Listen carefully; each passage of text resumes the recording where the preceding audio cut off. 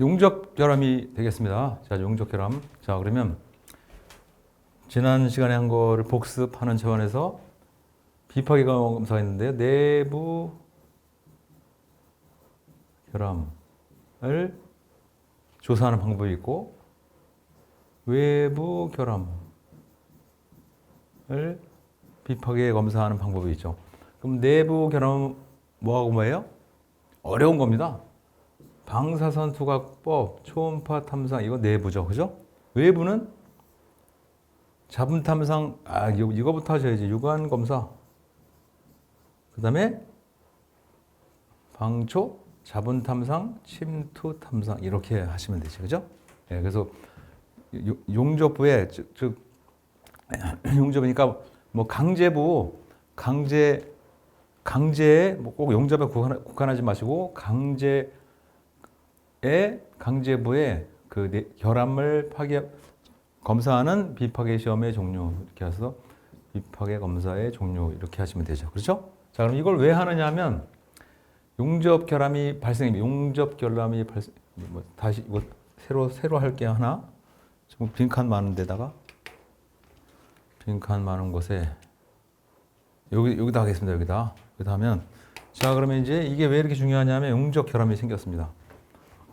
용접. 자, 그럼 강제에서 발생되는 것은 용접 결함이 있을 수 있고 또 뭐가 있을 수 있을까요? 또 뭐가 있을 수 있냐면 강제가 만약에 이렇게 돼 있는데 국부적으로 이런 게 만약에 있다 봅시다. 이렇게. 그렇죠? 이런 거. 그러니까 외관에서 이제 골라서 버려야 되겠죠. 자, 그러면 요거 반출을 해야 되겠어요? 이걸 뭐라고 하냐면 국부적 손상이죠. 국부적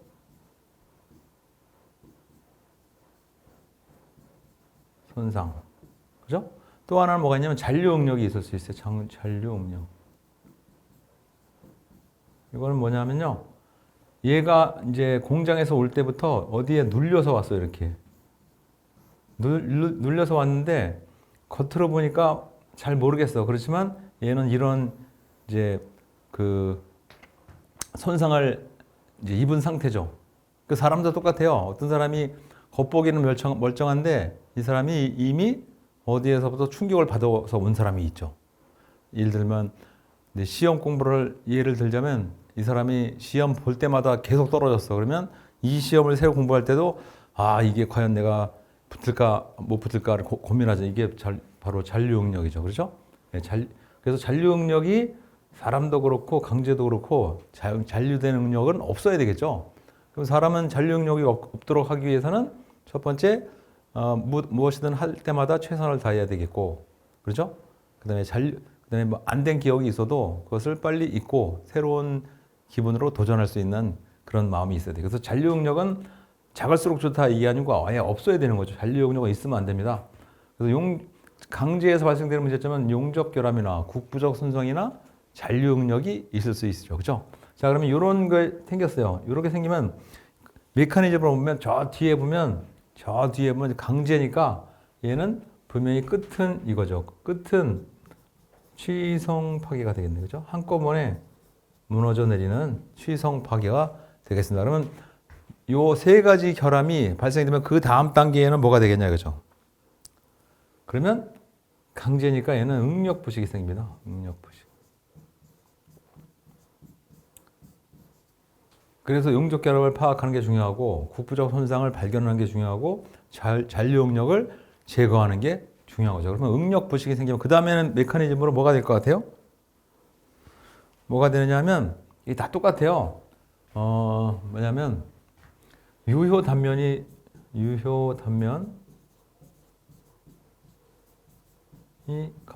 즉 써먹을 수 있는 지름이 안 나오는 거죠. 써먹을 수 있는 두께가 안 나오죠. 유효 단면이 감소되죠. 유효 단면이 감소되면 그 다음엔 바로 취성 파괴가 되는 건 아니고 허용 응력을 초과하게 되죠. 그죠? 예, 허용 응력을 초과하게 됩니다. 즉 무엇을 초과하냐면 작용하는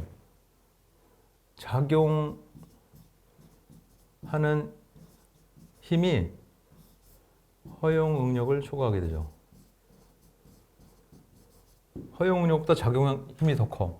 그러면 시성 파괴가 되겠습니다. 자, 그래서 요거 하나 외워두시죠.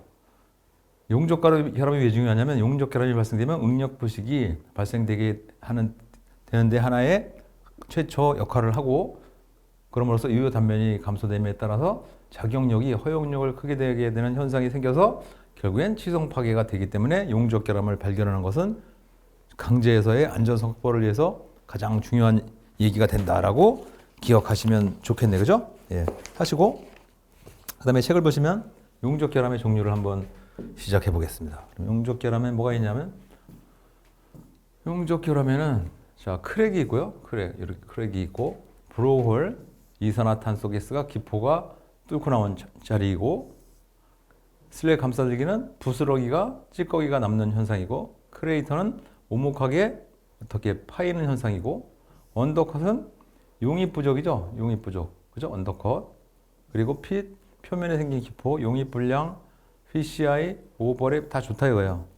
이거 중요한 건 아니고 목두께 불량, 각장부장, 치수부족 등등이 있죠. 그러면 여기서 어떻게 되냐면 여러분들은 여기서 이거 한번 해보세요. 여기 용적 결합의 종류를 한 5가지만 해보세요. 5가지. 크랙, 브로홀, 슬랙 감싸들기, 크레이터, 언더컷 뭐 이 정도를 하시든 뭐를 하시든 5개 정도만 하나 알아두시면 좋겠어요.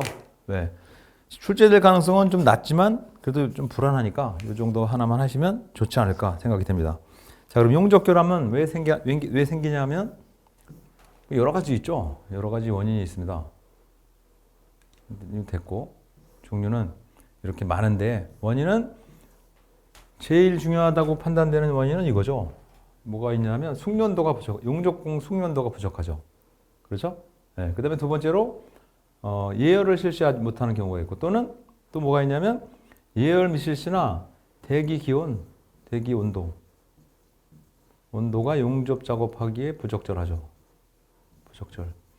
영하의 기온 속에 용접을 한다든지 그런 경우는 안 되죠. 그래서 용접할 때는 온도를 5도씨 이상이 될 때만 용접을 하십시오. 이렇게 되어 있거든요.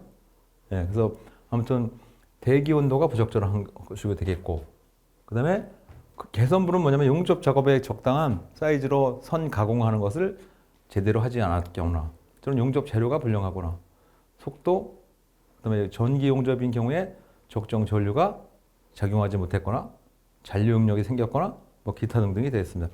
엔드템은 뒤에 설명이 나오니까 이거 생략하고요. 예. 그래서 방지 대책은 거꾸로 쓰시면 되죠. 거꾸로 쓰시면 되니까 특별한 거 없고요. 없습니다.